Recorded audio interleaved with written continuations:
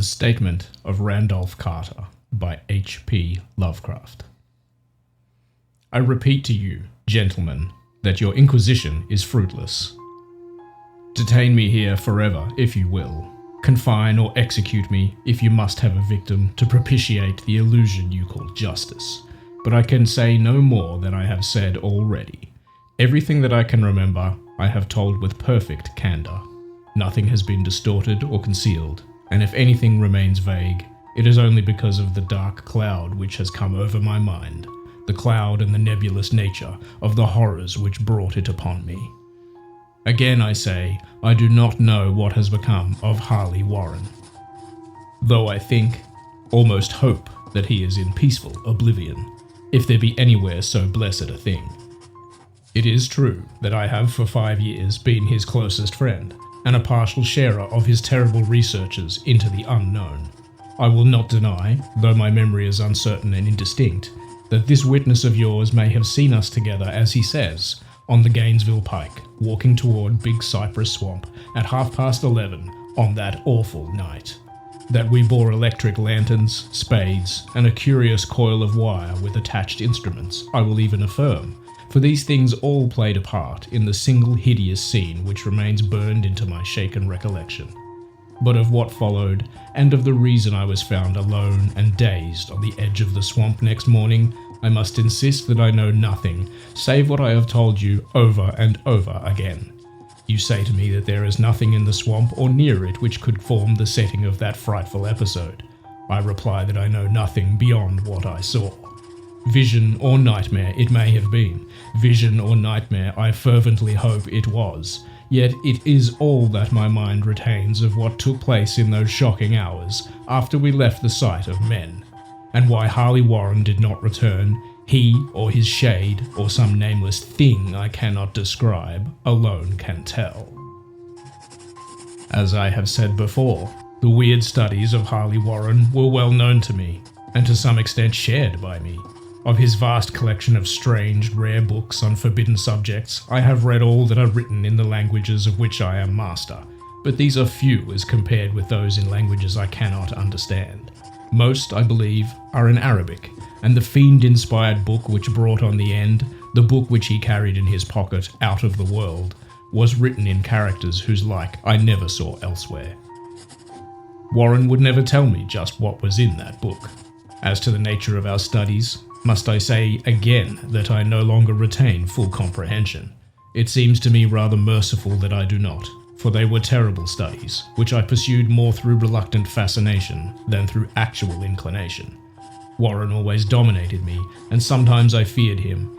I remember how I shuddered at his facial expression on the night before the awful happening, when he talked so incessantly of his theory, why certain corpses never decay, but rest firm and fat in their tombs for 1,000 years. But I do not fear him now, for I suspect that he has known horrors beyond my ken. Now I fear for him. Once more I say that I have no clear idea of our object on that night. Certainly, it had much to do with something in the book which Warren carried with him, that ancient book in undecipherable characters which had come to him from India a month before, but I swear I do not know what it was that we expected to find. Your witness says he saw us at 11:30 on the Gainesville Pike, headed for Big Cypress Swamp. This is probably true, but I have no distinct memory of it. The picture seared into my soul is one of scene only, and the hour must have been long after midnight, for a waning crescent moon was high in the vaporous heavens.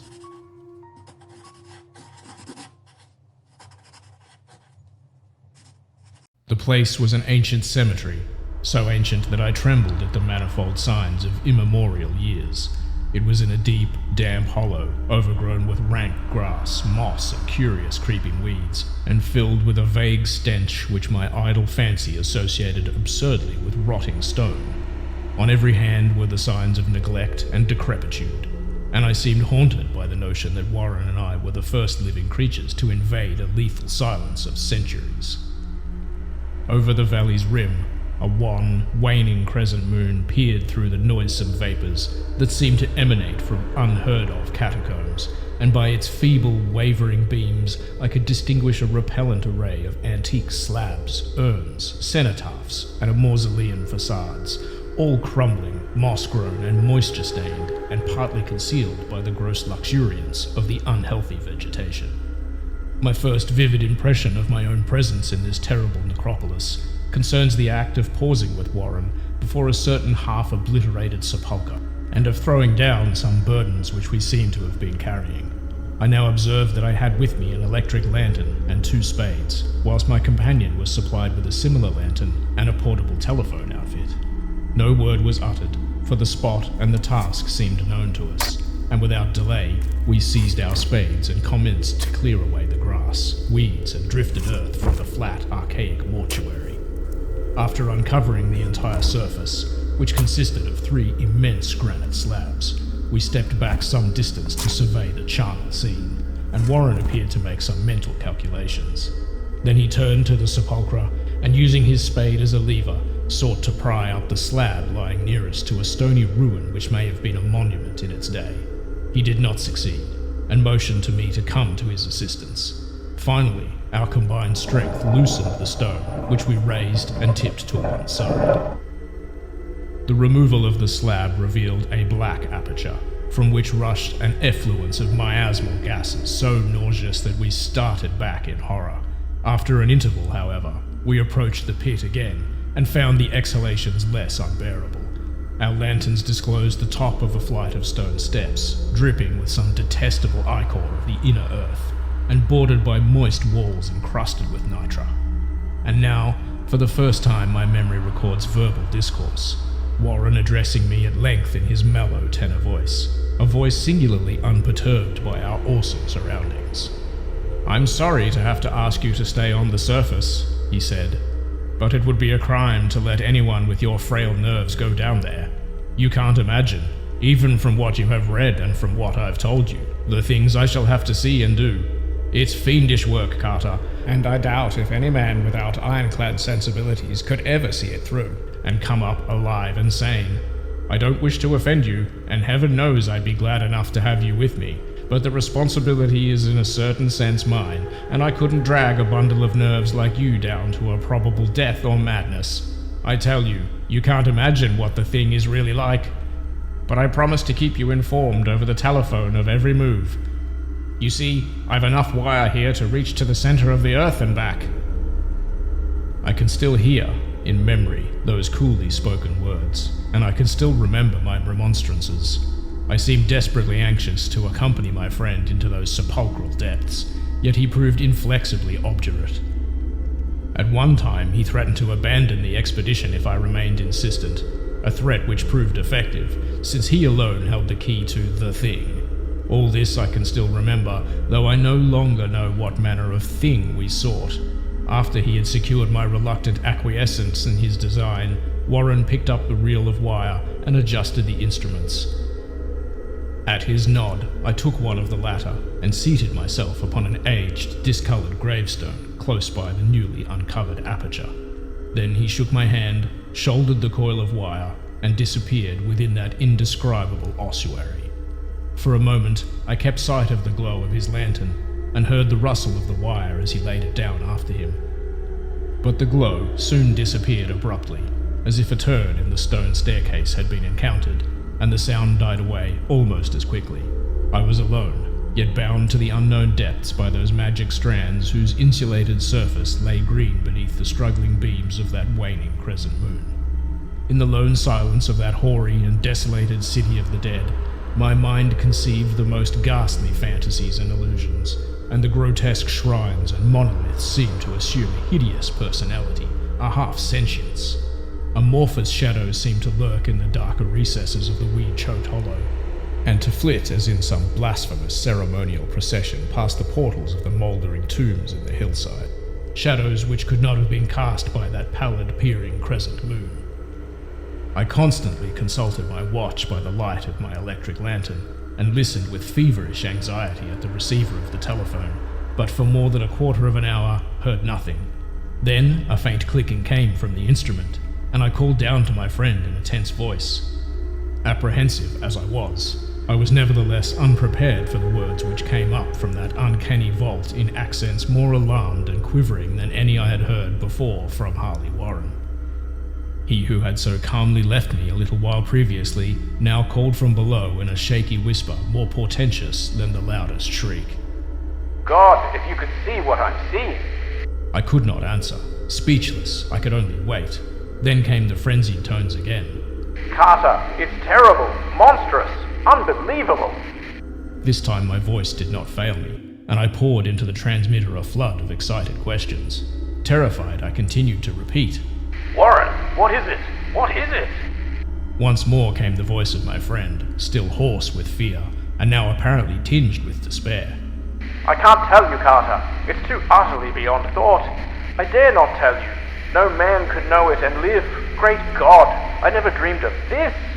Stillness again, save by my now incoherent torrent of shuddering inquiry. Then the voice of Warren in a pitch of wilder consternation. Carter, for the love of God, put back the slab and get out of this if you can. Quick, leave everything else and make for the outside. It's your only chance. Do as I say and don't ask me to explain. I heard, yet was able only to repeat my frantic questions.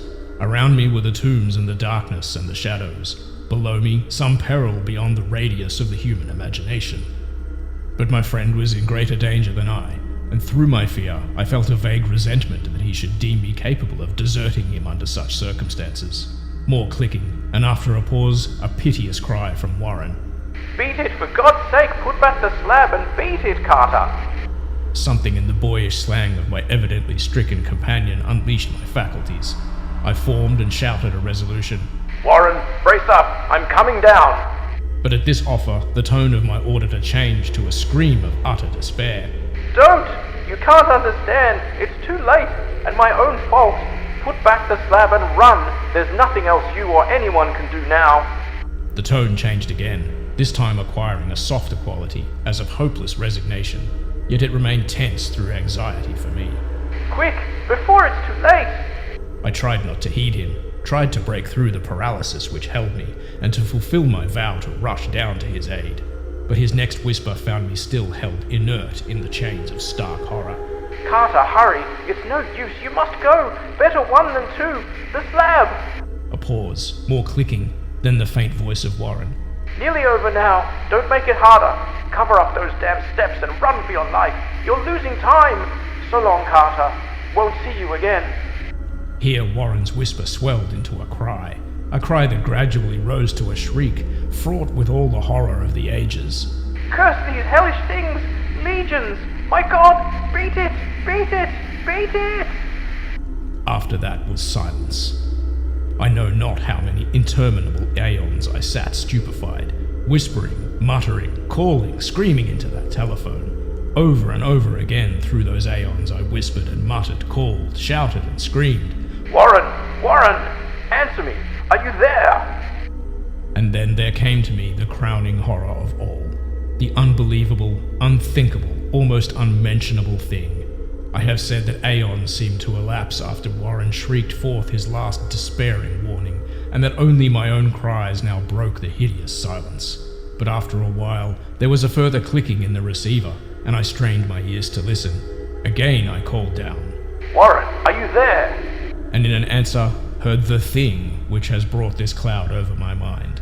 I do not try, gentlemen, to account for that thing, that voice, nor can I venture to describe it in detail, since the first words took away my consciousness and created a mental blank which reaches to the time of my awakening in the hospital.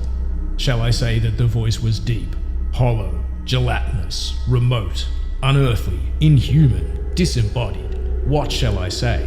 It was the end of my experience, and is the end of my story. I heard it and knew no more. Heard it as I sat petrified in that unknown cemetery in the hollow, amidst the crumbling stones and the falling tombs, the rank vegetation and the miasmal vapors. Heard it well up from the innermost depths of that damnable open sepulchre as I watched amorphous necrophagous shadows dance beneath an accursed waning moon. And this is what it said. You fool!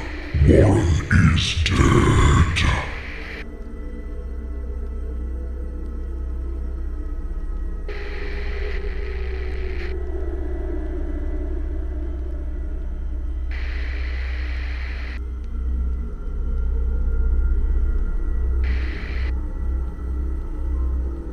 You've been listening to another tale from the edge of madness. Consider subscribing if you dare. And remember, some things cannot be unheard.